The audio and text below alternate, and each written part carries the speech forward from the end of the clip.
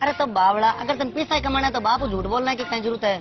मैं बताऊं तने एक शानदार एप्लीकेशन जगह को नाम है विगस 11। एक महीने तू जीत सका 1 लाख रुपया। तन बस विगस 11 डाउनलोड करना है, रजिस्टर करना है और एक महीने चाल रही है एक बहुत ही शानदार कॉन्टेस्ट जगह को नाम है विगस 11 लकी एक्सचेंज। अच्छा और क्या है तो और ये कॉन्टेस्ट में तन करनो कहीं है, तन सिर्फ अतो करनो है कि तन ये एप्लीकेशन पर बैट खेलनी है और भी बैट की स्लिप तन लगानी है थारी इंस्टा की स्टोरी के मायने और तन टैग मेंशन करनो है @vigas11.india ने। और हाँ, तारो अकाउंट है वो पब्लिक रहनो चीज है और आ चीज तन हर बैट पर करनी है ताकि विगस 11 आना ने ध्यान रहे तो तू कॉन्टेस्ट खेल रहे है और तू बाकी नजरा मरे है। वो कॉन्टेस्ट 21 मई से लेकर 3 जून तक है और 5 जून का एक और रिजल्ट आवलो और अनाउंस होलो विनर।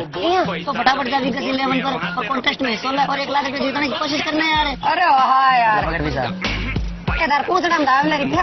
अब आप भाई तो तारा विगस 11 पर खेली और लाख रुपया जीती और बापू गिराऊ नहीं मोटरसाइकिल तू निकल पास।